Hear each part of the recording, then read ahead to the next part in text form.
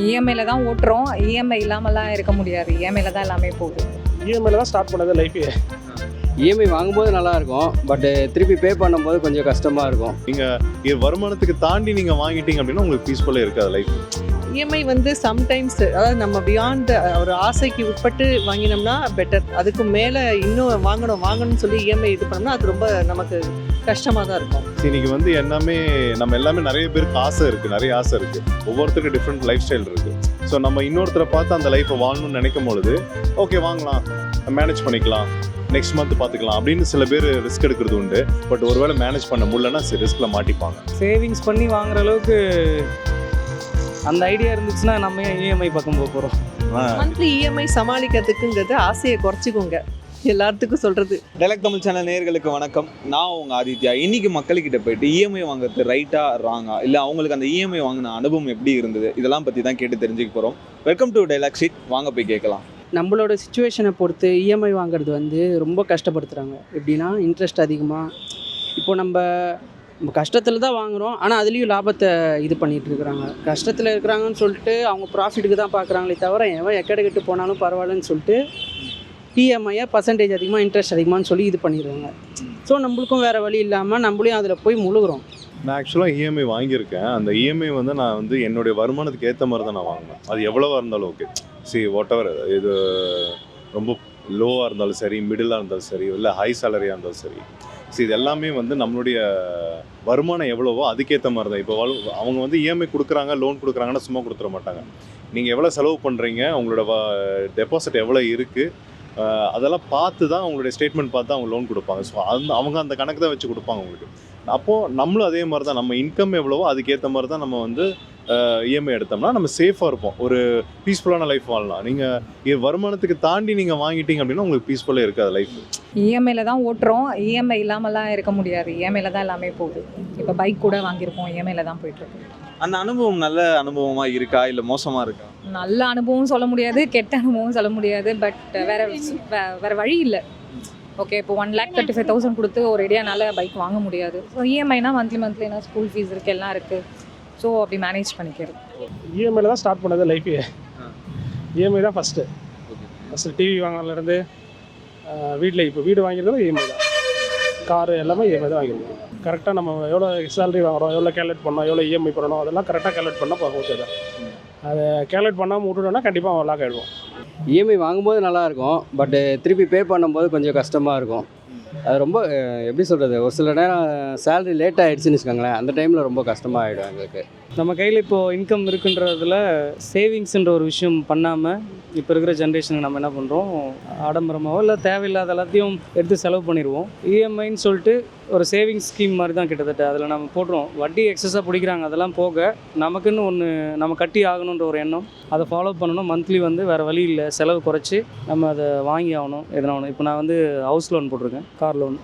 இதில் நெசசரி பார்த்திங்கன்னா house loan ரொம்ப அத்தியாவசியம். கார் வந்து ஆடம்பரம் தான், அது பிரச்சனை இல்லை. பட் அந்த நம்ம தேவை நம்ம தானே உற்பத்தி பண்ணிக்கலாம், அதனால் பிரச்சனை. இது ரெண்டும் போயிட்டுருக்கு. இஎம்ஐ வந்து சம்டைம்ஸ் அதாவது நம்ம பியாண்ட் ஒரு ஆசைக்கு உட்பட்டு வாங்கினோம்னா பெட்டர். அதுக்கு மேலே இன்னும் வாங்கணும்னு சொல்லி இஎம்ஐ இது பண்ணோம்னா அது ரொம்ப நமக்கு கஷ்டமாக தான் இருக்கும். அதை அடைக்கணுங்கிறதுக்காக அதுக்கு மறுபடியும் சம்பாதிக்க போனோம். So what you happy with that. அந்த மாதிரி இருந்ததுன்னா பெட்டராக இருக்கும் இஎம்ஐங்கிறது. இன்னைக்கு வந்து நம்ம எல்லாமே நிறைய பேருக்கு ஆசை இருக்குது, நிறைய ஆசை இருக்குது. ஒவ்வொருத்தருக்கு டிஃப்ரெண்ட் லைஃப் ஸ்டைல் இருக்குது. ஸோ நம்ம இன்னொருத்தரை பார்த்து அந்த லைஃப்பை வாழணும்னு நினைக்கும் பொழுது ஓகே வாங்கலாம், மேனேஜ் பண்ணிக்கலாம், நெக்ஸ்ட் மந்த் பார்த்துக்கலாம் அப்படின்னு சில பேர் ரிஸ்க் எடுக்கிறது உண்டு. பட் ஒருவேளை மேனேஜ் பண்ண முடியலன்னா ரிஸ்கில் மாட்டிப்பாங்க. இப்போ கிரெடிட் கார்டு எடுக்கிறாங்க, நிறைய கிரெடிட் கார்ட்ஸ் யூஸ் பண்ணுறாங்க. நிறைய பேர் 5 கிரெடிட் கார்டு நிறைய பேர் வாங்கி வச்சுக்கிறாங்க. அந்த மாதிரிலாம் நான் கேள்விப்பட்டிருக்கேன். என்ன பண்ணுறாங்க அப்படின்னா ஒவ்வொரு கிரெடிட் கார்டை வாங்கி ரொட்டேஷனில் விட்டுறாங்க. they want to live அவனோட லைஃப் ஸ்டைல் கிடையாது அது. இன்னொருத்தர் லைஃப் ஸ்டைலில் வாழும் போது நம்ம பிரச்சனை மாட்டுவோம். ஆனால் முடிஞ்சதுக்கப்புறம் தான் தெரியுது, சம்பளம் பாதியிலேயே அந்த இஎம்ஐலேயே போகுது. வாழ்க்கை எதை நோக்கி போகுதுன்னே தெரில. சம்பளம் ப்ளஸ் இஎம்ஐ அதுலேயே போயிட்டுருக்கே தவிர வீட்டு செலவு, இரவு செலவு எல்லா செலவு வரும்போதும் பாதி இஎம்ஐயில் போடுறத தவிர நம்மளுக்கு அது 20,000 ரூபாய் கூட பற்ற மாட்டேங்குது. ஏன்னா முன்ன காலத்தில் வந்து இஎம்ஐ இல்லாத போது அந்த ஒரு 20,000 வந்து பெரிய அமௌண்ட்டாக இருந்தது. என்றைக்கு அந்த இஎம்ஐ எல்லாமே வந்துச்சோ அன்றைக்கே அந்த 20,000 எல்லாமே நாசமாக போச்சு. மேம், இப்போ இந்த 1ஆம் தேதிக்குள்ளே 2ஆம் தேதிக்குள்ளே இஎம்ஐ கட்டலைன்னா ஃபைன் போடுறது, இந்த மாதிரி விஷயங்கள்லாம் ப்ரெஷராக இருக்குதுன்னு நினைக்கிறீங்களா? கண்டிப்பாக ப்ரெஷராக தான் இருக்கும். அந்த ஒரு பர்டிகுலர் டேட் அது டியூ டேட் மாதிரி கொடுத்தாங்கன்னா அது டஃப்பாக தான் இருக்கும். அதுக்கு நான் சொல்கிறது விரலுக்கு தகுந்த வீக்கம் சொல்லுவாங்க. ஸோ உங்களுக்கு தகுந்த மாதிரி அதை செட் பண்ணி வச்சிட்டிங்கன்னா ஈஸியாக இருக்கும். நம்ம கரெக்டாக பிளான் பண்ணி லைஃப்பை இது பண்ணோம்னா இஎம்ஐங்கிறது நம்ம அவாய்ட் பண்ணுறது பெட்டராக இருக்கும். மேக்ஸிமம் அவாய்ட் பண்ணுறது பெட்டர். ஓப்பனாக சொல்லணுன்னா அந்த ப்ரெஷர் நான் எடுத்துக்கிறது இல்லை, அவர் தான் பார்த்துக்கிறாரு. பட் தெரியும் என்னென்ன நடக்குதுன்னு. அதுதான் வாங்குற 20,000த்தில் பாதி இஎம்ஐ போனால் கூட மீதி வீட்டு செலவு போனால் கூட அந்த 20,000 ரூபாய் கூட பத்த மாட்டேங்குது. ஸோ அதனால் என்ன பண்ணுறோம், வேறு ஒரு வேலைக்கு போகிறோம். அது வேலையில் கூட என்ன சொல்கிறாங்க, அந்த 20,000 ரூபாய் ஒரு 5,000 ரூபாய் ஏற்றிருக்கோம், அந்த 5,000 ரூபாய் ஏற்றினா கூட அதுவும் பத்த மாட்டேங்குது. ஸோ கடைசியாக நைட் ஷிஃப்ட் போகிறோம். நைட் ஷிஃப்ட் போயிட்டு மறுபடியும் அதுலேயே வேலை செஞ்சுட்டு மறுபடியும் அதுவும் பத்த மாட்டேங்குது. அப்புறம் இன்னொரு வேலைக்கு போவோம். அப்படியே போயிட்டே இருக்கிறோமே தவிர அந்த இஎம்ஐன்னு அந்த ஒரு ப்ராப்ளம் வந்து போக மாட்டேங்குது. அவங்க என்னென்னா கம்ஃபர்ட் பார்க்குறாங்க, இது பார்க்குறாங்க. ஆனால் அதில் சம்பளம் அதிகமாக ஸ்டார்டிங்கில் அந்த ஃபிக்ஸட் ப்ரைஸு அந்த அமௌண்ட் வந்து அதிகமாக இருக்கும். ஆனால் அவங்க சொல்கிற அந்த மந்த்லி 2,000 3,000 கட்டுறது வந்து கம்மியாக இருக்கும். அதுக்கு ஆசைப்பட்டு நம்ம வந்து போகிறதுனால நம்மளுக்கு அந்த இன்ட்ரெஸ்ட்டுன்னு ஒன்று தெரிய மாட்டேங்குது. ஸோ அவங்க மந்த்லி இவ்வளோ கட்டுறாங்க, இவ்வளோ லாபம் வாங்குறாங்க, அது வந்து தெரிய மாட்டேங்குது. அது வந்து இப்போது படிக்காதவங்களுக்கு ஓகே, படித்தவங்களுக்கு தெரியும். படிக்காதவங்க வந்து ரொம்ப கஷ்டப்படுறாங்க இல்லையா? அந்த கஷ்டப்படும் போது அவங்களுக்கும் கொஞ்சம் இந்த ஸ்கீம்லாம் அப்போவே சொல்கிறாங்க, எங்களுக்கு இவ்வளோ லாபம்னு சொல்லியிருந்தாங்கன்னா பிரச்சனை இல்லை. அது சொல்லாமல் மாதம் நீங்கள் 2,000 ரூபாய் கட்டினா போதும், ஐஃபோன் வாங்கலாம், ஃப்ரிட்ஜ் வாங்கலாம் அப்படின்னு சொல்கிறதுனால அவங்களுக்கு அந்த இது தெரிய மாட்டேங்குது. அதனால் அவங்களும் அந்த 1ஆந்தேதி 2ஆந்தேதி வாங்குகிற சம்பளத்தை அதில் என்ன பேலன்ஸ் ஒரு 20,000ல் 2,000 தான் கையில் இருக்குமே செலவுக்குன்னு சொல்லி. இஎம்ஐ பொறுத்த வரைக்கும் இப்போ நம்ம 2ஆந்தேதி அப்படின்ட்டு நம்ம இஎம்ஐ டேட்டு இது பண்ணிட்டோன்னு வச்சுக்கோங்களேன், கரெக்டாக அந்த 2ஆந்தேதி நம்ம பேமெண்ட் பண்ணிடணும். அந்த 2ஆந்தேதி நம்ம அக்கௌண்ட்டில் இல்லைன்னா எக்ஸ்ட்ரா ஃபைன் கண்டிப்பாக எக்ஸ்ட்ரா ஃபைன் ஆகும். அது செக் பவுன்ஸ்னு ஒன்று சொல்கிறாங்க. இன்னொன்று வந்து எக்ஸ்ட்ரா பேமெண்ட்டு எந்த இஎம்ஐ எடுக்கிறோமோ அந்த கம்பெனிலேருந்து எக்ஸ்ட்ரா பேமெண்ட்டும் இது பண்ணுறாங்க. அது இப்போது எக்ஸ்ட்ரா பேமெண்ட் வந்து இப்போ என்ன பண்ணுறாங்கன்னா ஃபஸ்ட்டே சொல்ல மாட்டேன்றாங்க எக்ஸ்ட்ரா பேமெண்ட்டு. கடைசியாக வந்து கட்டி முடிச்சதுக்கப்புறம் நீங்கள் இந்த பேமெண்ட் லேட் பேமெண்ட் பண்ணியிருக்கீங்க அப்படின்னு சொல்லி அதுக்கப்புறம் அது இன்ட்ரெஸ்ட்டோடு சேர்த்து கால்குலேஷன் பண்ணி வாங்கிக்கிறாங்க இப்போ உள்ள பேங்க்ஸ் எல்லாம். ரொம்ப கஷ்டமான விஷயம். கொஷின் கேட்கும் போதே சொல்லி கரெக்டாக இல்லை, இந்த பிரச்சனை வரக்கூடாதுன்றதுனால தான் நான் 10-15 போட்டிருக்கேன் ரெண்டுமே. அந்த 10 days வரைக்கும் சமாளிக்கணும். இப்போ 1ஆந்தேதினா ஆஃபீஸில் சேலரியும் கரெக்டான டைமுக்கு, வேறு எதனா கமிட்மெண்ட்ஸ்னால் அந்த 1க்குள்ளே ரொம்ப கஷ்டமாக இருக்கும். ஸோ 10-15 போது சமாளிச்சிடலாம் ஓரளவுக்கு. மோஸ்ட்லி நான் அந்த ரிஸ்க் நான் என் லைஃப்பில் எடுத்ததே கிடையாது. நான் ரொம்ப சேஃபஸ்ட் பர்சன். நான் வந்து அதான் சொல்லுவேன், நான் என்கிட்ட என்ன இருக்கோ அதை வச்சு நான் வாழ்கிறேன் நான் ஆக்சுவலாக மோஸ்ட்லி. அதனால் நான் எனக்கு அந்த விஷயத்தை நான் மீட் பண்ண விட்டதே இல்லை. நான் எடுத்திருக்கேன், லோன் எடுத்திருக்கேன், கோல்டு லோன் எடுத்திருக்கேன், கிரெடிட் கார்டு யூஸ் பண்ணியிருக்கேன். ஸோ இதெல்லாமே வந்து என்னுடைய டைம்லைன் என்னவோ அதுக்கேற்ற மாதிரி நான் ரீபே பண்ணியிருக்கேன். I don't take risk. நான் ரிஸ்க் எடுத்ததில்லை அந்த மாதிரி விஷயங்களை. ரொம்ப பார்த்துக்கலாம் அப்படின்ற மென்டாலிட்டி எனக்கு கிடையாது. I am middle class person. So அதனால் எனக்கு அது வந்ததே கிடையாது. இப்போது மந்த்லி சேலரி வாங்குறவங்க நிறைய பேர் இருக்காங்க. எல்லாருமே இந்த ஜென்ரேஷனில் இஎம்ஐ நோக்கி எல்லாமே போயிட்டுருக்காங்க. ஸோ இந்த பட்சத்தில் சேவிங்ஸ் பண்ணி ஒரு பொருள் வாங்குறது ரொம்ப பெட்டரா இல்லை இஎம்ஐ மூலயமா வாங்குறது பெட்டர்னு? சேவிங்ஸ் பண்ணி பொருள் வாங்குறது பெட்டர். என்னென்னா இப்போ உள்ளவங்களுக்கெல்லாம் ரொம்ப ஆசை, நல்ல ஒரு லக்ஸூரியஸ் லைஃபு, இன்னும் அடுத்தவங்கள பார்த்து இப்படி வாங்கணும் அதை வாங்கணும் சொல்லிட்டு வாஷிங் மிஷின் அது இது எல்லாம் பிராண்டட்லேயே ஹை குவாலிட்டியாக. ஸோ நெக்ஸ்ட் இஎம்ஐ போவாங்க. இஎம்ஐ போனால் வீட்டில் ஒரு நிம்மதி இருக்காது. ஸோ இப்போவும் அதே வேர்டு தான் சொல்கிறேன், நமக்கு என்ன இருக்கோ அதை வாங்கி அதில் வந்து ஹாப்பியாக லைஃப்பை ரன் பண்ணோம்னா சேவிங்ஸ்ங்கிறது மஸ்ட்டு. மந்த்லி உள்ள அமௌண்ட்டுக்குள்ளே நம்ம பார்த்து இது பண்ணணும், அவ்வளோதான். கொஞ்சம் டவுட்டாக தான் இருக்குது. ஏன்னா சேவிங்ஸ் பண்ணி வாங்குற அளவுக்கு அந்த ஐடியா இருந்துச்சுன்னா நம்ம ஏன் இஎம்ஐ பக்கம் போக போகிறோம்?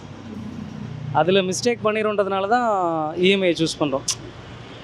இப்படி ஸ்டாண்டர்டாக இந்த தேதிக்குள்ளே நம்ம கட்டி ஆகணுன்றது ஒன்று ஃபிக்ஸ் ஆகிடுது. சேவிங்ஸ்னு வரும்போது ஒரு மாதம் 5,000 பண்ணுவோம், ஒரு மாதம் 10,000, ஒரு மாதம் வந்து பரவாயில்ல போட அடுத்த மாதம் சேர்த்து பண்ணலான்னு பண்ண மாட்டோம்.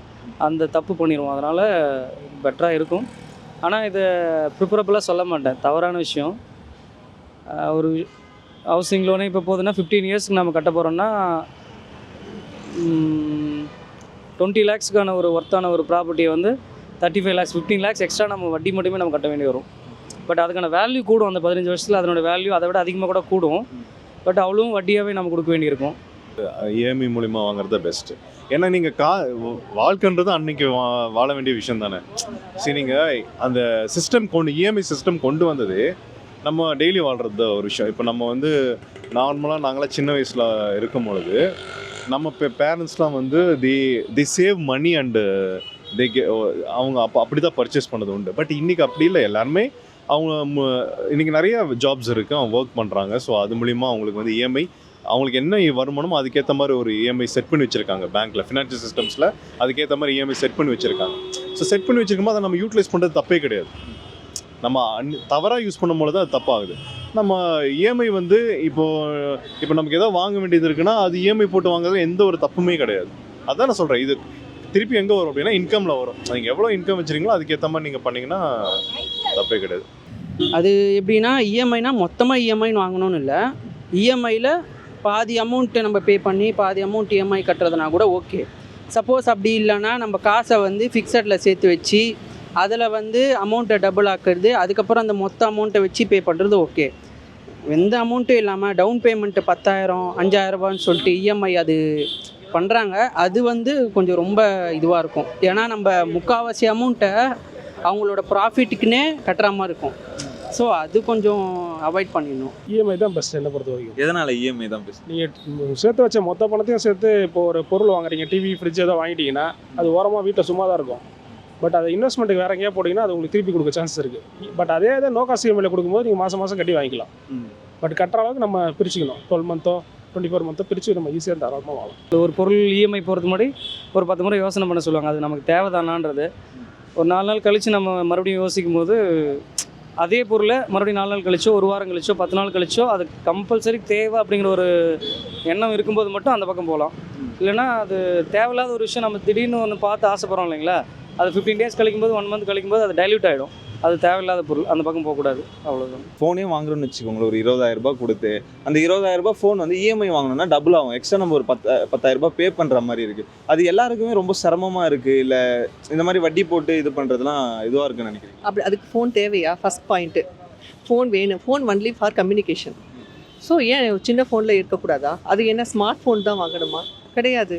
அது வந்து டிபெண்ட்ஸ் அப்பான் யாரும். அது இன்னும் பேராசை ஜாஸ்தி வர வர மைண்டு அது ஒரு நிம்மதியினால் லைஃப் வந்து ரன் பண்ணுறாங்க நிறைய பேர். இப்போ உள்ளவங்கெல்லாம் எல்லா வீட்டுக்கு வீடு கேட்டிங்கன்னா அப்போ உள்ள ஃபேமிலி வேறு, இப்போ உள்ள இது வேறு. ஒவ்வொரு விஷயமும் பார்த்து பார்த்து நம்ம பிளான் பண்ணி பண்ணோம்னா லைஃப் சூப்பராக இருக்கும். ஸோ அந்த ஃபோனுங்கிறது மஸ்ட்டாக என்ன விஷயத்துக்கு யூஸ் பண்ணுறோம்? Communication main. ஸோ அதுக்கு மட்டும் யூஸ் பண்ணால் போதும். அதை தாண்டி நிறைய பேர் எக்ஸ்ட்ரா நிறையா போகுது. ஸோ அது அப்படி ஒன்றும் அவசியம் இல்லைன்னு நான் சொல்கிறேன். காசு சேர்த்து வச்சு வாங்குறது தான் பெட்டரு. பட் சுச்சுவேஷன் அப்படி அமைய மாட்டேங்குதுல்ல. Okay ma'am. இப்போ எதனால் மேம் ஒரு மிடில் கிளாஸ் ஆலையோ இல்லை நார்மலாக ஒரு பீப்புள் வேலைக்கு போகிறாங்கன்னா அவனால் அந்த காசு சேர்த்து வச்சு ஒரு பொருளை வாங்க முடியலன்னு நினைக்கிறேன். எல்லாருமே இஎம்ஐ தேடி போகிறாங்கன்னு நினைக்கிறீங்க? அதுதான் சொல்கிறேனே, இப்போ பார்த்த உடனே இப்போ வாங்கணும்னு ஒரு ஈர்ப்பு வருது, ஒரு அட்ராக்ஷன் வருது. ஸோ அதுக்காக வெயிட் பண்ணணும். இப்போ எனக்கு அவசரமாக வேணும். இப்போ நான் என் பையனை ட்ராப் பண்ணணும், எனக்கு ஒரு பைக் வேணும். நான் வெயிட் பண்ண முடியாது 10 மந்த்ஸுக்கு. ஏன்னா என் ஹஸ்பண்ட் வந்து பிஸ்னஸ் பண்ணுறாரு. ஓகேங்களா, அவரால் டெய்லி வந்து கூட்டிகிட்டு போகவோ சுச்சுவேஷன் மாறும். இப்போ என் பையனை நான் தான் கூட்டிகிட்டு போகணும். அவருக்கு ஒரு பைக் வேணும், எனக்கு ஒரு பைக் வேணும். ஸோ ஆப்வியஸாக அந்த சுச்சுவேஷனில் இருக்கும் எல்லாருமே. அதுதான் வேறு இல்லை. 10 மந்த்ஸ் நான் வெயிட் பண்ண முடியாது என் குழந்தைக்காக. இல்லை நான் திருப்பி பஸ்ஸு ஃபீஸு ஆட்டோ ஃபீஸுன்னு வைக்கணும். ஸோ அதை நான் இஎம்ஐ கட்டிட்டு போயிடுவேன்ல. தெரியும் உங்களுக்கு ஸ்கூல் ஃபீஸ்லாம் எவ்வளோ இருக்குன்னு. ஒரு சிபிஎஸ்சியில் போடணுன்னா ஸோ பஸ்ஸுனா பார்த்தீங்கன்னா 25,000 30,000 இயர்லி ஆகிடுது. ஸோ அதுக்கு இது பெட்டர் இல்லை. என் பைக்கு சொந்தமாக நான் ஓட்டிகிட்டு போவேன்ல. இந்த மந்த்லி இஎம்ஐ செலவை சமாளிக்கிறதுக்கு ஏதாவது ஒரு வழி இருக்குன்னா என்ன வழி இருக்குன்னு நினைக்கிறீங்க? வழின்னு இல்லை, சேவிங்ஸ் பண்ணணும். நம்ம வந்து எப்படின்னா இந்த மாதத்தில் 2,000 தான் கட்டணும், அதுக்கு மேலே என்ன கட்ட வேண்டியது இருக்குது இஎம்ஐ அப்படின்னு சொல்லிட்டு ஒரு இஎம்ஐ இல்லாமல் 2 3ன்னு சொல்லி வாங்குற மாதிரி இருக்கிறோம். அந்த இஎம்ஐயை வந்து வாங்குறது பிரச்சனை இல்லை. அத்தியாவசிய சேவைக்கு நம்ம இப்போ எப்படி சொல்கிறது, வண்டி வாங்கி தான் ஆகணும்னு சொல்லி வண்டியை வாங்குகிறோம். அதுக்குன்னு நம்ம ஏசி, அந்த ஏசியில் கூட இன்னும் இந்த டபுள் ஃப்ரிட்ஜு இது ரெஃப்ரிஜிரேட்டர்னு சொல்லி அந்த மாதிரி வாங்குறாங்க இல்லையா, அந்த மாதிரி இல்லை. ஆடம்பரமாக இல்லாமல் கொஞ்சம் நம்ம நெசசரியாக இந்த ஒரு திங்ஸ் வாங்கணுன்னா அதுக்காக ஒரு மாதமாக இல்லை ஒரு இஎம்ஐ வாங்கினா ஓகே. 2 3 வாங்குறது வந்து அது நம்மளுக்கு தான் பாதிப்பாக இருக்கும். மந்த்லி இஎம்ஐ சமாளிக்கிறதுக்குங்கிறது ஆசையை குறைச்சிக்கோங்க. எல்லாத்துக்கும் சொல்கிறது, அடுத்தவங்களை பார்த்து நம்ம லைஃப்பை ரன் பண்ணணும்னு அவசியமே இல்லை. நம்ம லைஃப்பை ஹாப்பியாக லீட் பண்ணலாம். 10/10லேயும் லைஃப்பை நடத்தலாம். அதுக்கும் மேலே லைஃப்பை நடத்தணும்னு போனீங்கன்னா இஎம்ஐக்கு போயிட்டு நீங்கள் அதுக்கு மேலேயும் பண்ணலாம், சஃபரும் ஆகலாம். ஈஸியாக சமாளிக்கிறதுக்கா ஸ்டாண்டர்டான ஒரு இன்கம் இருந்தால் அந்த பக்கம் போகலாம். மந்த்லி எனக்கு இவ்வளோ வரும், பட் இதில் நான் இவ்வளோ எக்ஸ்பென்சஸ் பண்ணுவேன், அதுக்கு இஎம்ஐ எடுத்துக்கலாம், ஒன்றும் பிரச்சனை இல்லைன்னா போகலாம் தைரியமாக. அது ஸ்டாண்டர்டான ஜாப் இருந்து ஸ்டாண்டர்டான இன்கம் இருந்து. அப்படி இல்லைன்ற பட்சத்தில் கொஞ்சம் யோசனை பண்ணி பொறுமையாக பண்ணுறது பெட்டர். கரெக்டான பட்ஜெட்டு நமக்கு தெரியணும், நம்ம என்ன செலவு பண்ணுறோன்னு தெரியணும். என்னுடைய செலவு என்னன்னு எனக்கு தெரிஞ்சால் தான் நான் வந்து அதை வந்து நான் கரெக்டாக மேனேஜ் பண்ண முடியும். என்னோட செலவே தெரியாமல் நான் பண்ணிட்டு இருந்தேன்னா அது தப்பாக தான் போய் முடியும். இல்லை எனக்கு நான் இல்லைப்பா நான் வசதியான பையன், எனக்கு பேக் சப்போர்ட்லாம் இருக்குது அப்படின்னா பிரச்சனை கிடையாது. ஏதோ வச்சு நாளைக்கு இப்போது பிஸ்னஸ் ஸ்டார்ட் பண்ணுறோம், டெபாசிட் எல்லாம் பிஸ்னஸ் ஸ்டார்ட் பண்ண முடியாது. யூ ஷுட் ஹேவ் அட்லீஸ்ட் ஒரு 6 months ஒரு ஃபார்வர்டிங்கில் ஒரு 6 monthsக்கு நீங்கள் வந்து உங்கள் பேங்க்கில் வந்து அமௌண்ட் இருந்தால் மட்டும்தான் நீங்கள் ஒரு பிஸ்னஸ் ஸ்டார்ட் பண்ணி அது. ஏன்னா நீங்கள் ஜாப்ஸ்க்கு நிறைய பேர் ஆளை வச்சுருப்பீங்க, அவங்கள சம்பளம் கொடுத்தாகணும். பிஸ்னஸ் நடக்குதோ இல்லையா அவங்களுக்கு நீங்கள் அது ரொட்டீனாக நீங்கள் அது கொடுத்து தான் ஆகணும். வாட்டர் கரண்ட்டு இருக்கும், வாட்டர் இதெல்லாம் இருக்கும், இதுக்கெல்லாம் நீங்கள் பில்ஸ் பே பண்ணி தான் ஆகணும், ரைட்டா? அப்போது ஒரு டெபாசிட் இருந்து நீங்கள் அதை பண்ணிங்கன்னா அது நல்ல விஷயம். இல்லை எதுவுமே இல்லாமல் நீங்கள் பண்ணி ரோல் மட்டும் எடுத்திங்கன்னா மாட்டிப்பீங்க. அந்த பிஸ்னஸ் திருப்பி க்ளோஸ் பண்ணிட்டு நீங்கள் வேறு பிஸ்னஸ் ஆரம்பிக்கும். அதே மாதிரி தான் இதுவும்.